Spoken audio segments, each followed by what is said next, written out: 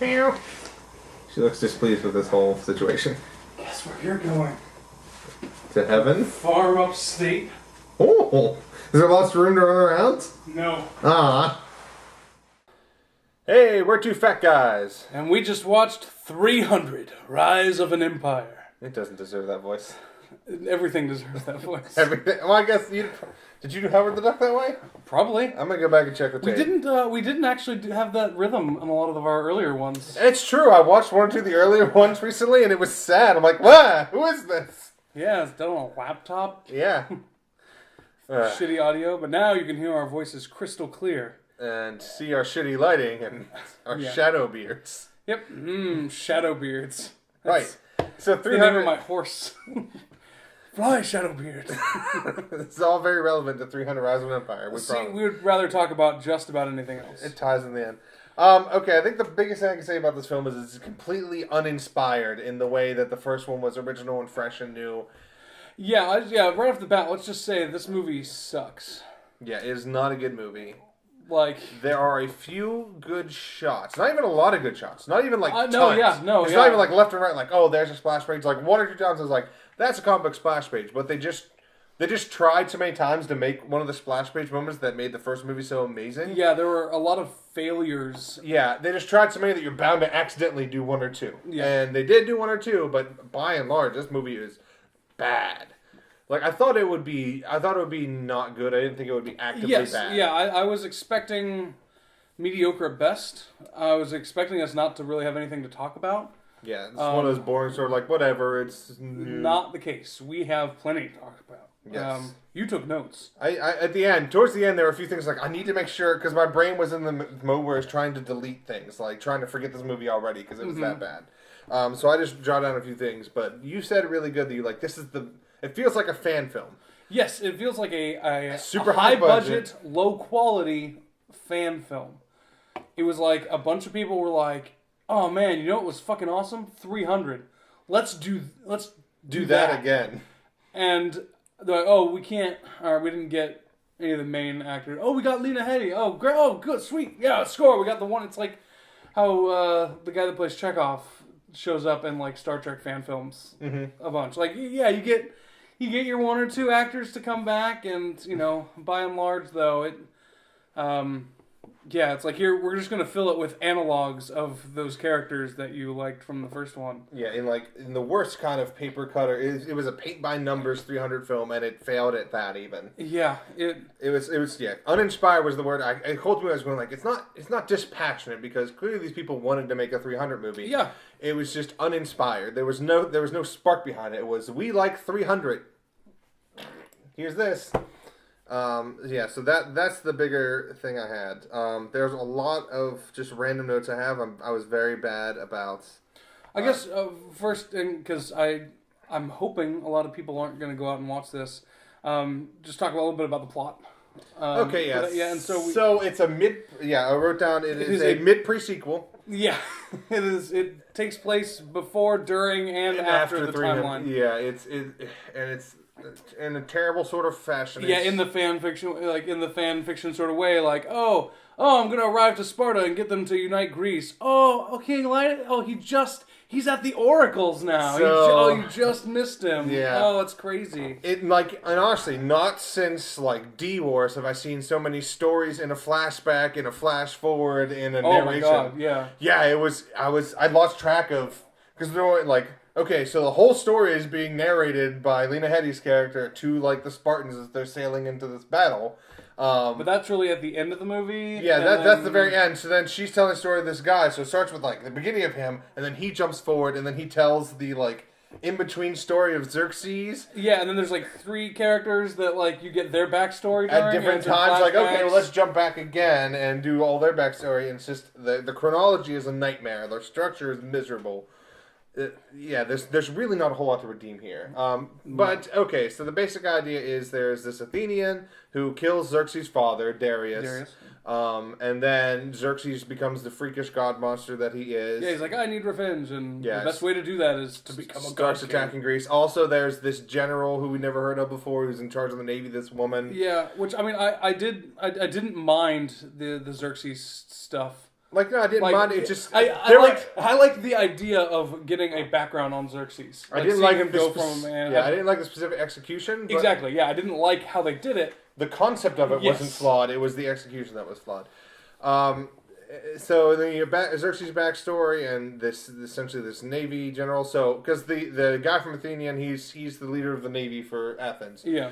So he's going against this Navy woman for most of the film, and that's the basic plot: is him fighting this Navy woman, trying to get Greece united. And then the 300 died. And he's like, "Oh, sweet! Now we have our martyrs." Except you really don't. And then they start to go into a fight that they definitely can't win. And then at the last minute, the other guys show up and say that. Yeah. I'm like, okay. So that's the basic idea. It's a whole lot of crap. Yes. It's just here's 6 used to do battles. I mean, they were on ships, so there were some cool ship moments. But like I said, it was just few and far between because they just did so many that they're bound to hit a few. But again, I didn't. There were parts of the ship combat that I liked, but I don't think that the ship combat fits in as well with the 300 style that they were going for. Yeah. Because that was one thing that was really cool about the original is just the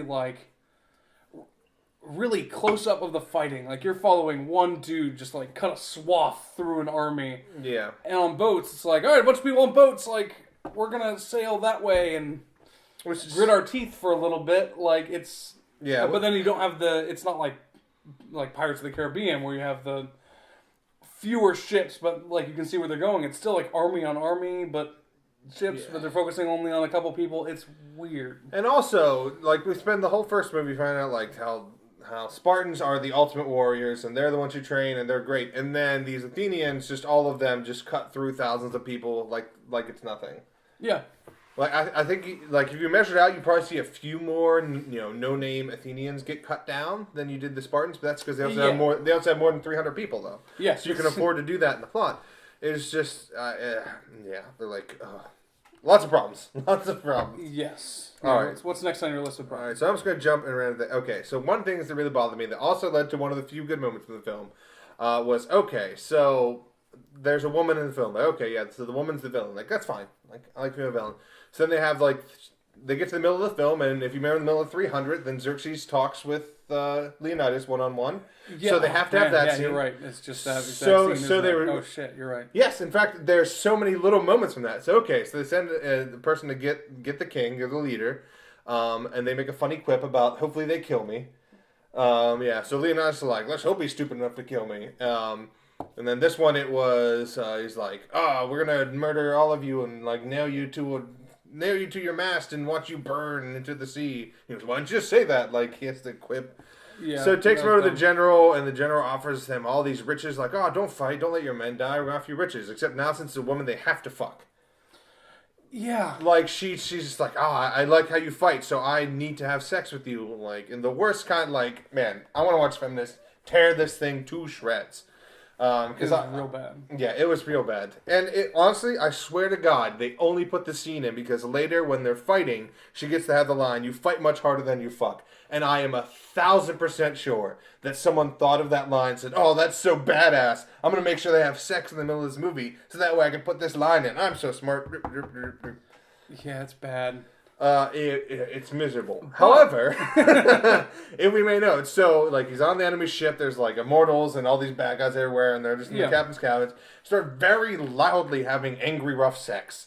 And up against the door, like slamming around. It's very choky, which explains why they didn't get a better actress because they wanted her to get topless, which she did. So as soon as that happened, I was like, oh, that's why you don't have a good actress playing this character, because you had to find someone who was willing to get topless. So they're having sex very audibly, and just in the middle of it, it cuts out to 2 guards outside the door, and one of them just goes like, "Oh."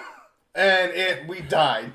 Yeah, like for a solid minute. Because it's the Immortals from the first movie. And so they just have these like scary immortal masks, but it's just like 2 guards, just like chilling, like the head turn, like they're wearing masks, but you can tell exactly what the facial expression is. So good on those guys. Best performance of the movie. It really feels like some AD knew this movie was shit and just grabbed a couple actors. Yeah, that was the second unit bit. He's like, all right, just get here. All right, just look, and we're going to slide this to the editor and let him cut it in. The director's never going to know. Because it was phenomenal and completely didn't match the rest of the tone of the film, and it was making fun of how stupid what was going on was. Ugh. But it No, was. the hiccups. It was. I'm so angry I have the hiccups. Yeah, that moment was pretty funny. Legitimately so. What else? And then What at the else end, was in they had this whole weird sexual tension because he's a good fighter. So they had this alternate fight. And in case you missed the subtext, at the end, he like in her moment of ecstasy, he stabs her with a sword. In case you missed, the sword is his penis. It's just rife in this most heavy-handed, misogynistic nonsense. Yeah. And also in this movie, no one ever wears armor, first off. It's nonsense. It was nonsense in the first movie. It's more nonsense now. And when they do, they immediately remove it. Every single fight, like, I'm sorry. My bad. There's one time a dude, like, jumped off this cliff onto a ship, like, into battle, and the first thing he does when he gets onto the ship is, I better take off my one piece of armor so that the audience can tell who I am. Which we couldn't because we didn't learn any of you. I don't know who the fuck this guy is anyway. He's like, ha! And I'm like, cool. Because you're all paint-by-numbers characters from the first film. I was like, it's the father of the son. You're the characters that have the father-son dynamic in this movie. And you could have, I would have figured that out when you start talking to your son. Yeah, yeah. Yeah, it was... So many analogs in this. They had the father-son thing that they tried to make poignant but failed. They're like, okay, we need to have this happen, then this can happen, it can be poignent. So this time the dad dies, and he gives a message to the son, instead of the son dying in front of the father. Yeah. So he like whispers something to the main character, and son's like, what did he say? He's like, someday you will know. And like, not 5 minutes of screen time later. Yeah, it's just like, hold on, let's get our ships ready, and we're gonna sail out, and then right before you go into battle, it's like, by the way, here's what your father said. Like an hour ago? Like that? You couldn't just told me then? Yeah. Like, what is different? Yeah, it's like, I referenced something from Act 1 that was poorly written and you probably missed. So. Yeah, it was... Yeah, so they bring back... so in the backstory of the evil woman, the messenger from the first film who gets kicked down the pit is the one that rescues... I was like, hey, there's that guy. For some reason, like, he comes back and he picks her up and he raises her and, like, trains her to be a deadly warrior, and he's, like, in the court of the king. And then, if he's in the court of the king, I don't know why he's the dude that just got sat on a horse to go talk to him. Like, I feel like he wouldn't show him that much respect. But, regardless, it made no sense. So, like, hey, we got an actor to agree. Let's jam him anywhere we can. Again, because it's just a fan film. Mm-hmm. Seriously, though, I wish one dude would show up in armor and just murder everyone, though.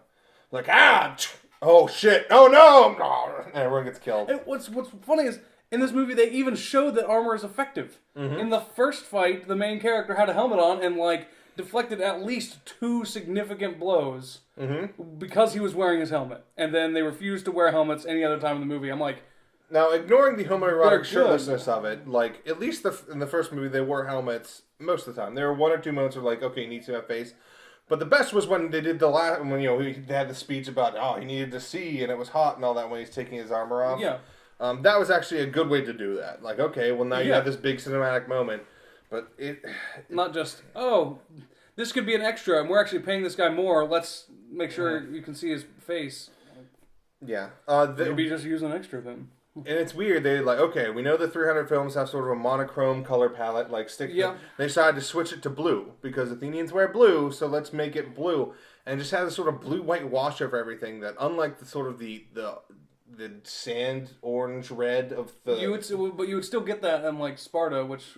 was always notable. Which was at least a nice touch, like, okay, well, Sparta looks like this, except it didn't. The blue and white didn't work for me. Maybe it's just me, and I know everything in the world now is blue or orange if you're in movies, but the blue wash just wasn't working for me at all. It didn't give the same sort of cinematic quality. The effects were worse. The blood looked bad. Did. And I don't know how much of that is just less money spent on effects. Yeah, and though, in fairness, we didn't see it in 3D. That's true. Then shit would have been flying at our face and we would have been even more annoyed. A couple of good things they did do. They avoided redeeming the villain because for a while there in Act 3, late in Act 3, I was really worried they were gonna just like, okay, well this evil woman that he wants to have sex with, we're gonna make her good, so then he can have sex with her and you can all watch them have sex again. Because she got into a fight with Xerxes, she was yelling at him or whatever, and I thought, like, God damn it, don't let her join. And then he gives her the chance, like, oh, join us, let him lay down, it'll be fine. And luckily they didn't do that. So I will give them credit for not fucking up that hard. Yeah. The credit song, they had this sweet version of, like, War Pigs. which is Black Sabbath, I think. Oh, don't quote me, internet. But they had like War Pigs over top of like this cool orchestral music. So it's like the vocals and some of the guitar track, and then just like big orchestral stuff underneath it. So that was sweet, and the credits were cool because they showed a lot of graphics, sort of Frank Miller style graphics. Yeah, that stuff looked really good, which is telling when I'm like, oh, you know what the coolest part of this movie was? The credits. Although Serious Unfortunate Events, I maintain, have amazing credits. Yeah. Also a good movie though. However, like when I was thinking, I was trying to think of like, okay, 3 good things in movies. We did that a while ago because we had a friend who would always complain about movies and just rip them. I'm like, you're not allowed to complain until you tell me 3 good things about every movie, and if you can't find 3, then I don't want to hear it. And I was trying it, and early on I was like, oh, well, the soundtrack's not bad, like, it's in some moments. And then it got to a point where it sounded like the horns were MIDI. Like, I swear to God, it was like a big, majestic moment. It was like, bah, bah, and it sounded like every terrible fan MIDI, like, hey, I downloaded GarageBand. Probably cheaper to do that way. Yeah, and it sounded real bad. And I was like, God damn it, this is a fan film. As soon as you said that, I was like, there's even MIDI horns! It was so frustrating. It was disappointing. Like I said, they try too hard, and they try early. Hit you in the face really early.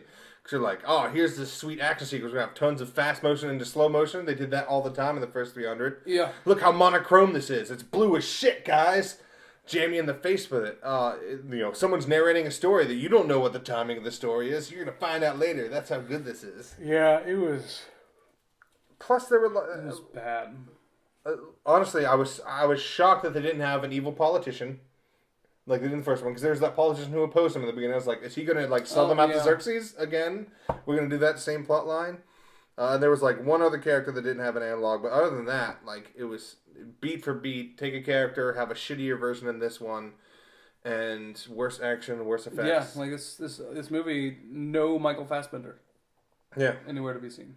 There's really nothing enjoyable about it. If you think about seeing this movie, just watch 300 and remember how cool those effects were when you first saw them. Yeah. That shot of all the bodies on the tree, the shot of the messenger on the horse rearing, like there are a lot there. All the moments they go for in that one work. It made me really miss the things that I like about Zack Snyder and his comic book adaptations. Mm-hmm. Just the very good sense of the comic and wants to make that using live action. Like it's like a live action motion comic. Yeah, almost. Like he tries to be as close to that as he can. Yeah, like for better or worse. And I know that's not everyone's cup of tea, but he has a distinct style with that, and this was not it. Well, it's the only thing. This was it trying so hard to be that, and it's to the point where I was like, okay, you could convince me this was like, if I would seen just a trailer of this with all the action shots, I would have thought it was like an SNL parody, because they hit sort of like, okay, here's a checklist of things you have to do so you recognize it as a parody, and they hit all those checkpoints, but it was just a sad shadow of what it was, and I can't take it seriously when it's like that. This felt direct to DVD as well. It did feel direct to DVD. And it did gangbusters at the box office. It did crazy money. But, it's March. There's nothing else going on. I guess, yeah, but... Lego Movie. Go see Lego Movie again. You should go see Lego Movie again. Or Muppets comes out for us, it comes out this weekend. Who knows when this will go out on the web. But if you haven't seen Muppets Most Wanted, it's probably amazing. Hopefully it doesn't suck. I'm going to feel real bad if it sucks. I was like, speaking of movies that are trying real hard to be the first movie. I'll be real torn up, guys. If it sucks and you're going to see it because it's video, Clayton, I'll be real torn up about it. I'll be honest. But it's got Tina Fey, though, right? So the trailer's funny. It has Brett McKenzie doing the music. It has Tina Fey. The people who have... So Brett McKenzie's still doing the music? Yes. Okay. All right. I feel 1,000% more comfortable. The people who own the Muppets now at a point, they care about the property. That was the problem. Like in the late 90s and into the early 2000s, the people who owned the rights just didn't give a shit about the legacy and were just doing whatever they wanted. Now I believe it's Disney that has it, and they're like, all right, we're going to do the right thing with these. And they started with those internet videos that were hilarious, and then they built up, they did the movie. So I think, I'm really hopeful it's going to be good. All right, so that's it for 300. What else? What's for our marathons in general? Captain America. Captain America is the next thing we're going to watch. Also, update. We in previous video we may have mentioned I Frankenstein. Turns out the Wikipedia list I was looking at when we made that video, when I was prepping sort of bigger list for other things, had misattributed it as a Dark Horse. It's actually like a Dark Sign. It's something else with dark in the name. It's pretty much an independent company that this guy has that just put out this comic and then went on to do other things. But so luckily we don't have to watch that one for Dark Horse. We may eventually get around to it in other comics, but for the time being, for Dark Horse, DC, Marvel, we don't have to worry about it. So no High Frankenstein for us. What's next for DC? Next for DC is nothing until... Unless there's an imprint that I don't know about. There's always tons of imprints. There's always imprints, but... Because, I wouldn't have called Road to Perdition, but there we were. It might be... The Man of Steel 2? Is that the next thing that they have planned? Yeah. Untitled Batman vs. Superman, I believe you mean. Yeah, whatever that movie is going to be. Yeah, I believe last was... The second entry in the Man of Steel franchise. Yes, where they keep adding people every day. Which, man, I watched the Marvel Marathon, and it just makes me think, they're doing so much better than DC. And I don't understand how, because Warner Brothers, you are a movie studio. Marvel, because especially watching that when they talk about, like, we just tried it. Like, we had no fucking clue if it would work, and we hoped, and it worked out real good. I think that's probably the problem, is Warner Brothers is trying to make movies using comic book properties, and Marvel is turning comic books into movies. Yeah. Like, they're getting the feel of comic books. Like, we've often talked about that, the comedy, the action, the balance between that and the drama. Finding that perfect balance that is very present in comic books and translating that into film. And I just don't think that Warner Brothers is even looking for that. No. Well, this is a discussion for another video. As for 300 Rise of an Empire, do not see it. Like, if you're thinking maybe it'll be cool, don't.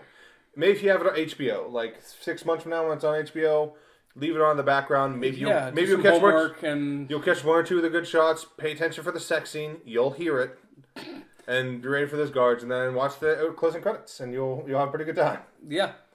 You could see like 6 boobs probably. So if you're into that sort of thing, that sounds about right. If you don't have the internet and you've never heard of pornography, you can then stop watching this video. I have some good news for you. Type in the little Google bar and naked ladies, please. Kids show, everyone. All right. Well, you got hands. We have no sign-off phrase. We need a sign-off phrase. I know. We have a routine to open films. We need something to close films. Just burn the camera.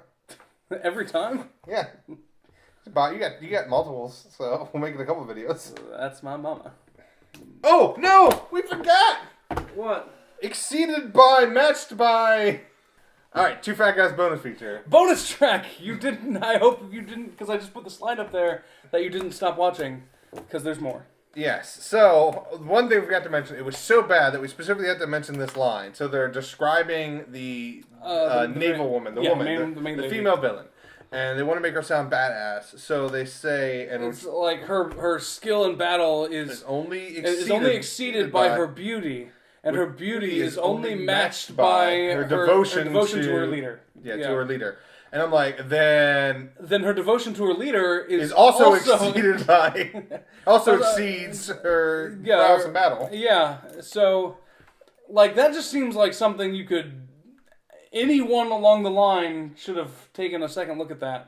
That feels like a placeholder. Someone's like, okay, we're going to do like exceeded by or matched by. Something about her beauty and killing. And we'll put that there, and then you guys figure out later. So that line was fucking terrible. It's like in Sound of Music when they have a law, a note to follow, whatever, soul. Yeah. I'm like, that's a placeholder line that the lyricist forgot about.